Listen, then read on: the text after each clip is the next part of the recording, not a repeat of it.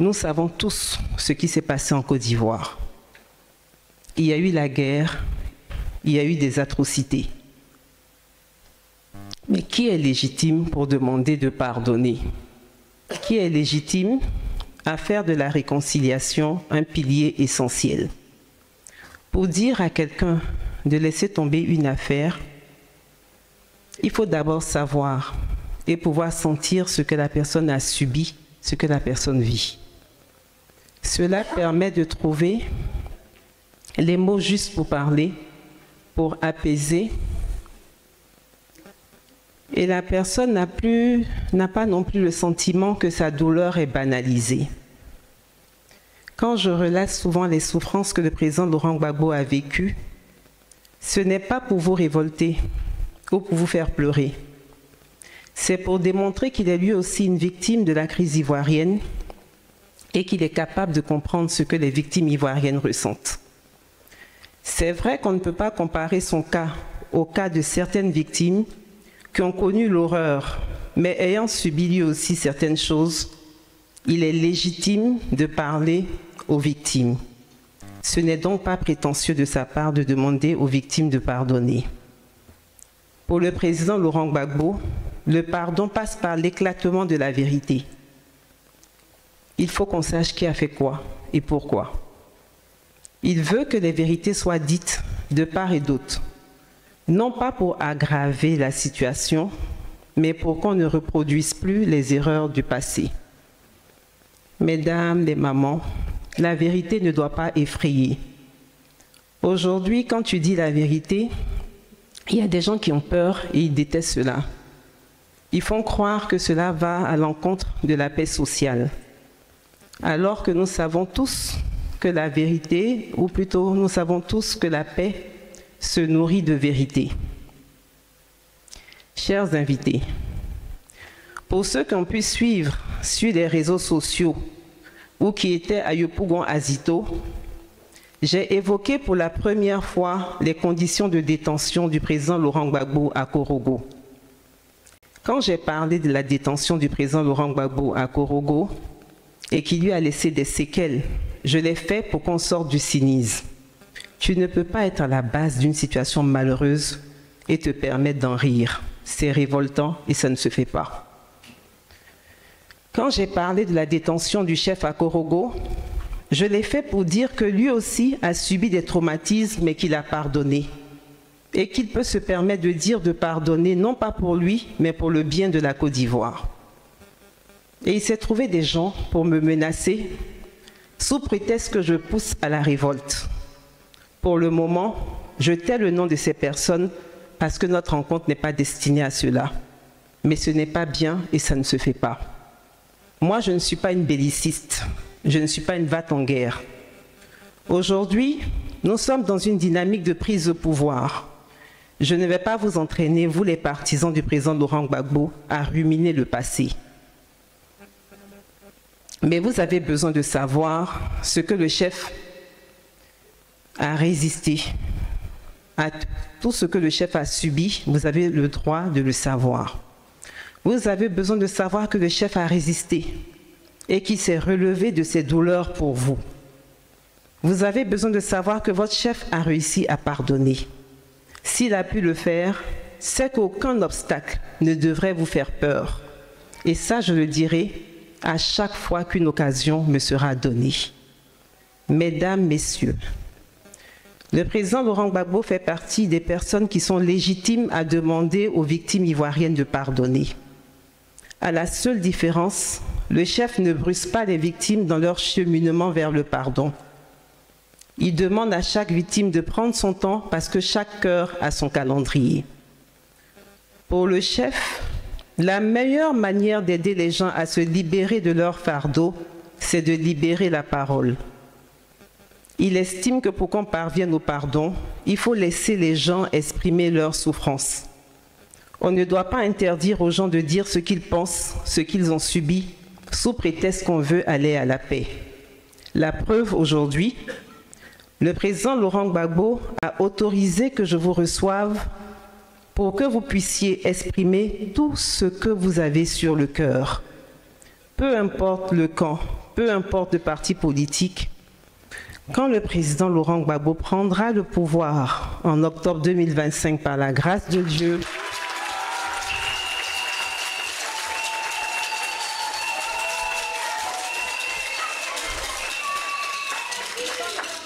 quand le président Laurent Gbagbo prendra le pouvoir en octobre 2025, Inch'Allah, il organisera des rencontres où chacun dira ce que l'autre lui a fait de mal et ce qu'il a perdu.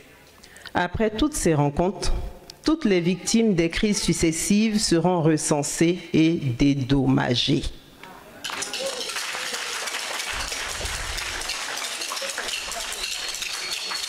Mesdames, Messieurs, sympathisantes, sympathisants, en attendant que le président Laurent Gbagbo accède à la magistrature suprême, il a besoin de vous, il a besoin de votre aide.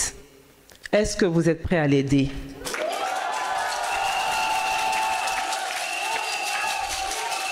Je reprends. Est-ce que vous êtes prêts à l'aider?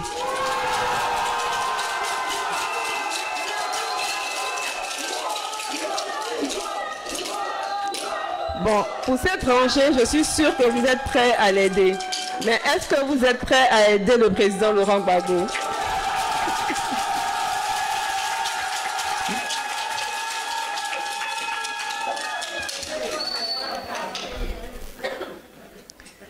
Pour l'aider, il y a quelques conditions. Je ne vais pas toutes les énumérer, mais je parlerai de 2 conditions. La première condition pour aider le président Laurent Gbagbo, il faut que vous renonciez à la peur. N'ayez pas peur. En suivant le président Laurent Gbagbo, il y a des attaques dedans. Il y a des menaces dedans. Il y a même la prison dedans. Mais ce qu'il y a dedans aussi, c'est qu'il y a aussi la gloire dedans.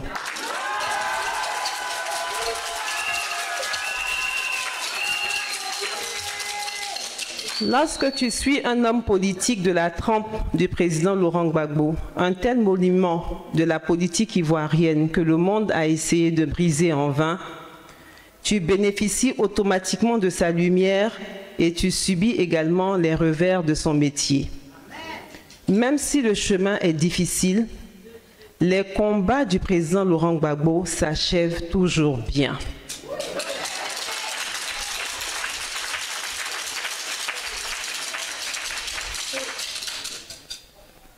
Pour moi qui vis à ses côtés, je me dois de partager avec vous, ses partisans, la force et l'espoir que le président Laurent Gbagbo me transmet à la maison. En vivant avec lui, je vois ce que vous ne voyez pas.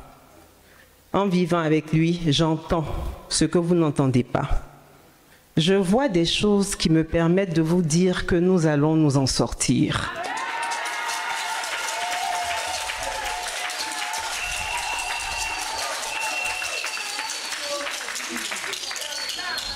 J'entends des choses qui me donnent de la force pour venir vous dire, tenez bon, nous allons gagner parce que nous n'avons jamais été aussi proches du but.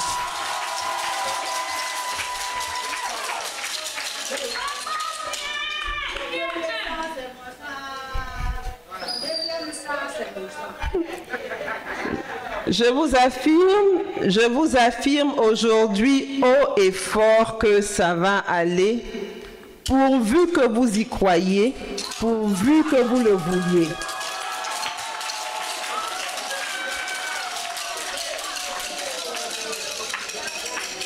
Mesdames, Messieurs, la deuxième condition pour aider le président Laurent Gbagbo, c'est le pardon. Il faut que vous laissiez tomber toutes les frustrations. Vous avez souhaité me rencontrer et le chef m'a encouragé à vous recevoir parce que nous avons appris que vous avez gros sur le cœur. Il fallait donc créer un cadre d'échange pour vous permettre de vider tout ce que vous avez sur le cœur, de vous décharger. Vous avez donc parlé, vous avez dit vos vérités. Nous avons tous entendu vos paroles, vos frustrations et je les comprends. C'est vrai que vous avez des raisons d'être frustrés. Mais vous n'auriez pas eu raison si vous vous étiez détourné du président Laurent Gbagbo à cause de vos frustrations. Comme je le dis souvent, le chef a été absent pendant 10 ans. Il n'était pas en vacances, il était en prison. Nous étions tous malheureux pendant son absence.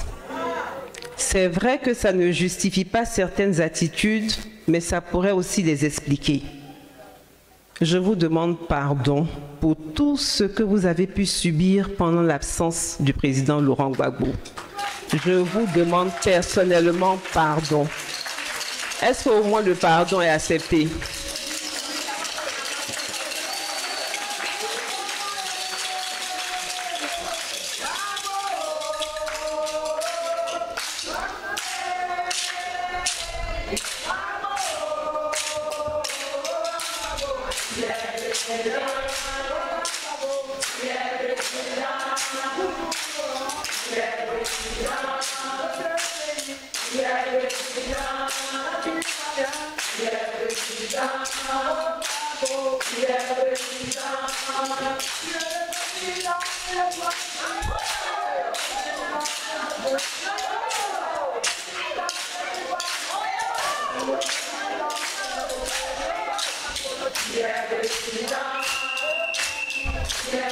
Merci.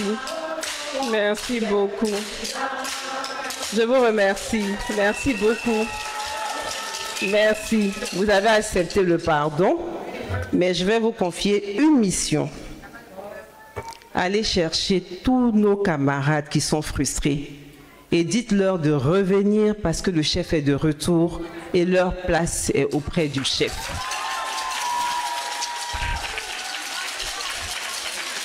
Vous leur direz que le président Laurent Gbagbo n'est la propriété privée de personne et qui vous appartient à vous tous.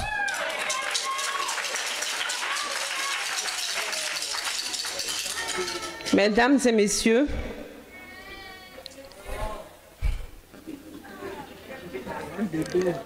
comme je l'ai dit, le président Laurent Gbagbo était en prison. Mais il n'était pas en prison parce qu'il a volé, parce qu'il a tué. Il était en prison parce qu'il faisait un bon travail pour nous, les Ivoiriens, et ça n'a pas plu. Le travail qu'il faisait, c'était pour que le planteur de café cacao fixe lui-même le prix de ses produits. Le travail qu'il faisait, c'était pour que la Côte d'Ivoire ne soit plus endettée. Le travail qu'il faisait, c'était pour qu'on ne parle plus d'enfant d'eux, mais de l'enfant de pauvre qui est devenu quelqu'un. Le travail qu'il faisait, c'était pour qu'on parle de nouveaux hommes d'affaires ivoiriens qui ne sont pas que des hommes politiques. Le travail qu'il faisait, c'était pour que nos enfants partent à l'école gratuitement. Le travail qu'il faisait, c'était pour que le pouvoir appartienne au peuple. Le travail qu'il faisait, c'était pour que le peuple se soigne gratuitement grâce à l'assurance maladie universelle.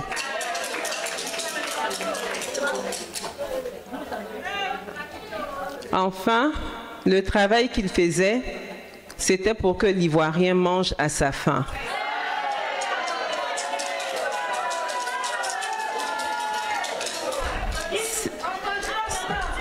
C'est tout ce travail qu'il faisait, c'est tout ce travail qu'il faisait,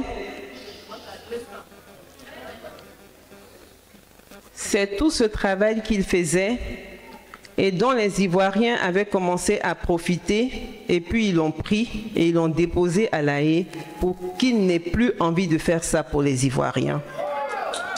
Militante,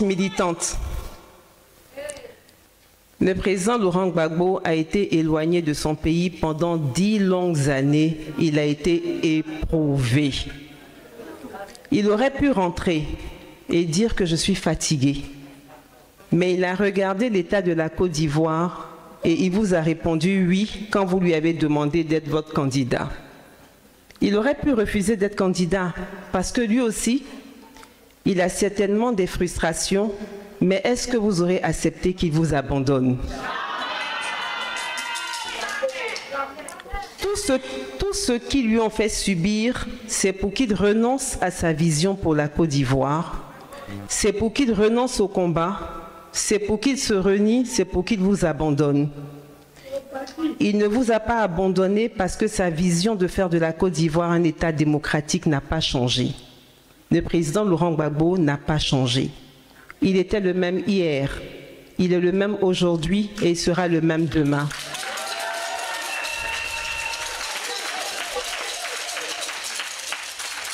Sa vie, il l'a consacrée à vous pour que la Côte d'Ivoire devienne un pays démocratique.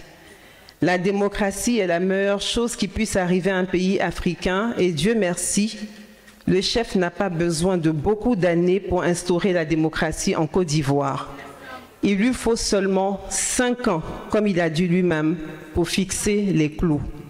Et vous, il vous faut tenir seulement 10 petits mois pour qu'on arrive à la période où le chef prendra les rênes de ce pays.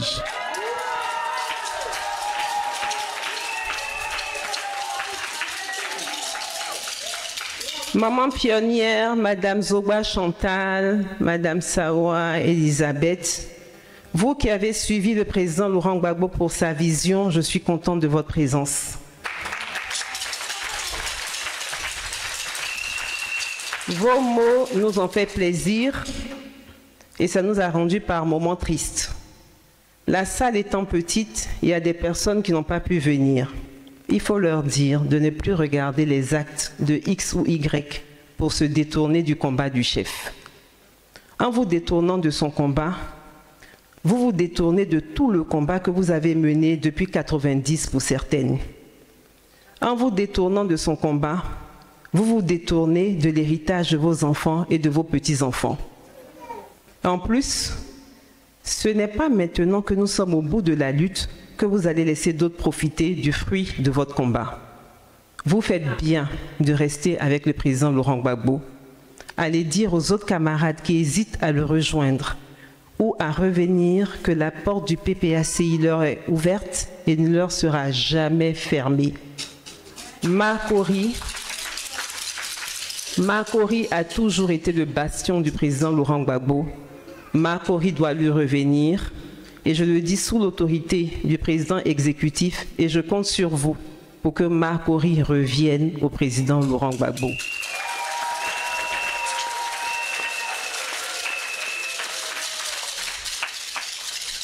Bon, mesdames, j'ai fait un peu la talakou de mon mari. Est-ce que je peux? Alors, mesdames, la Côte d'Ivoire a de la chance d'avoir un monsieur comme le président Laurent Gbagbo.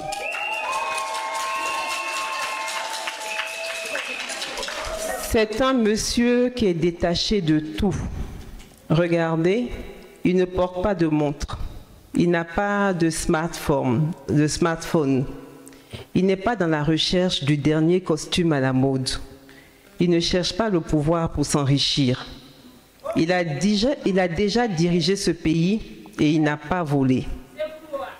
Quand il est arrivé au centre de détention de La Haye, les gens de la CPI ont mené des enquêtes partout pour voir s'il n'avait pas caché de l'argent à l'extérieur et ils ont constaté qu'il n'avait aucun compte bancaire dehors. Le président Laurent Gbagbo n'est pas un voleur.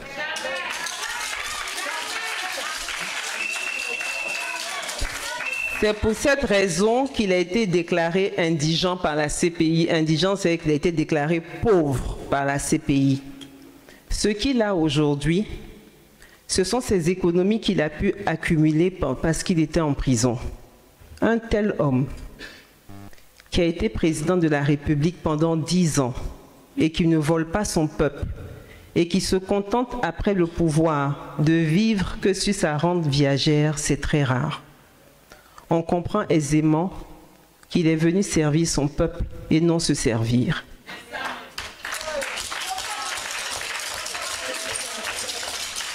L'ambition du président Laurent Gbagbo, c'est de prendre le pouvoir pour vous le rendre. C'est pour cette raison qu'il a toujours dit, et cela depuis le début de sa carrière politique, Donnez-moi le pouvoir et je vous le rendrai.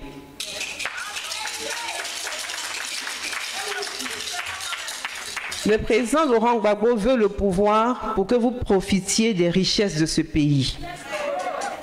Le président Laurent Gbagbo veut le pouvoir pour que nous soyons tous pareils. On ne parlera pas de musulmans, de chrétiens, de Maouka, de Djoula, de Bété, d'Ébrié, mais on parlera d'abord d'Ivoiriens. Le président Laurent Gbagbo ne prendra pas le pouvoir pour que le pauvre soit encore plus pauvre. Le président Laurent Gbagbo va réduire l'écart qu'il y a entre les riches et les pauvres parce qu'il va repartir équitablement les richesses de la Côte d'Ivoire. Je sais que vous êtes fâchés, vous vous êtes calmés, mais ce que je vais vous dire, le président Laurent Gbagbo, c'est quelqu'un qui n'est pas rancunier. Il prendra le pouvoir et il n'y aura pas de chasse aux sorcières. Pour le président Laurent Gbagbo, qui a connu les affres de l'exil et de la prison, il n'acceptera pas qu'un seul Ivoirien soit contraint à l'exil ou soit mis en prison parce que cette personne n'est pas de son camp. Le chef veut que nous avancions et il compte sur vous pour avancer. Pour avancer, il faut que nous nous pardonnions les uns les autres. Chère maman, chère sœur, chère femme, avant de venir vous rencontrer, le président Laurent Gbagbo m'a dit de vous informer qu'il vous enverra bientôt une délégation. Cette délégation viendra travailler avec vous pour vous organiser afin que vous jouiez un rôle actif dans sa campagne électorale.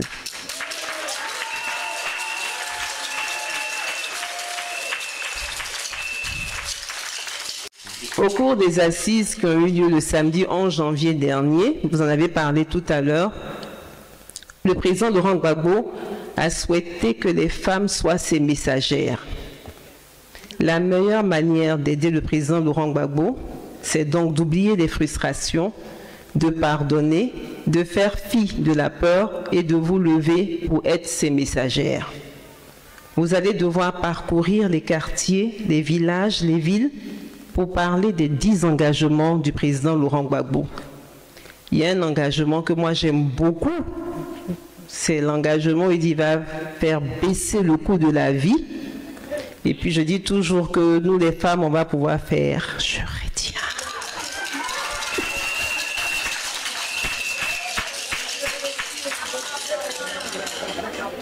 Mais en attendant que la délégation du président Laurent Gbagbo vienne vers vous, le chef souhaiterait que vous annonciez dans vos quartiers qu'il va entamer une tournée de mobilisation dans toute la ville d'Abidjan. Cette tournée de mobilisation, qui commencera le samedi 25 janvier, est dénommée la tournée Kokoko. Pourquoi Kokoko? C'est pour dire que le président Laurent Gbagbo veut prendre le pouvoir sans effraction, sans effusion de sang et sans s'imposer aux Ivoiriens. Par la tournée Kokoko, il réaffirme sa volonté de prise de pouvoir par les urnes et non par les armes. Pour parvenir au pouvoir par les urnes, il faut d'abord déclarer sa candidature. Il a déclaré sa candidature. Certains disent qu'il n'est pas éligible parce qu'il a braqué une banque. Comme nous tous, nous savons qu'il n'a braqué aucune banque. C'est pour cette raison que nous sommes sans crainte et nous disons qu'il est éligible. Par la grâce de Dieu, le président Laurent Gbagbo sera sur la liste des candidats d'octobre 2025.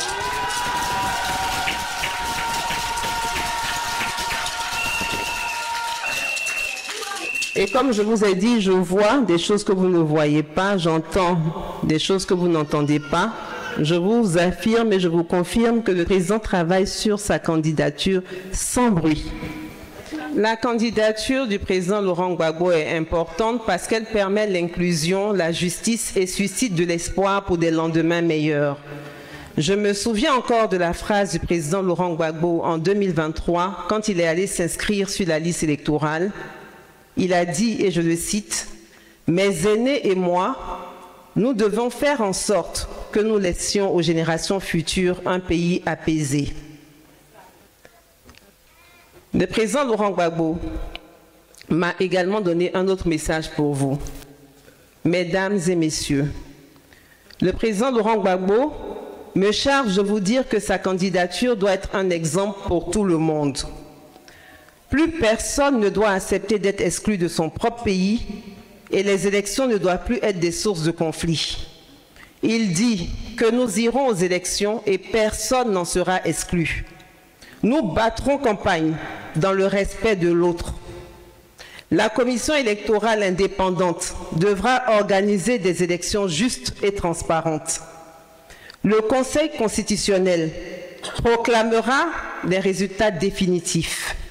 Le vaincu reconnaîtra sa défaite et il appellera le vainqueur pour le féliciter. Le président Laurent Gbagbo dit que la Côte d'Ivoire doit vaincre cette hantise des élections et que 2025 doit nous permettre de réussir une passation pacifique de pouvoir entre un ancien président et un nouveau président. Il estime que c'est par cette voie que nous entamerons notre marche vers la démocratie. Sympathisantes, sympathisants, militantes, militants, le président Laurent Gbagbo compte sur votre mobilisation pour réussir le pari de la démocratie. Apprêtez-vous donc à recevoir le président Laurent Gbagbo dans votre quartier dans le cadre de sa tournée Kokoko. Il viendra vous dire lui-même à Makori ce qu'il va encore faire pour vous. Est-ce que vous êtes prêts à recevoir le président Laurent Gbagbo? Est-ce que vous êtes prêts à vous engager pour notre chef? Est-ce que vous êtes prêts à renoncer à toutes vos frustrations? Comme vous êtes prêts pour le président Laurent Gbagbo, lui aussi, il est prêt pour vous et je vous annonce qu'en octobre 2025, la Côte d'Ivoire aura un nouveau président parce que Gbagbo is back. Je vous remercie, on est ensemble.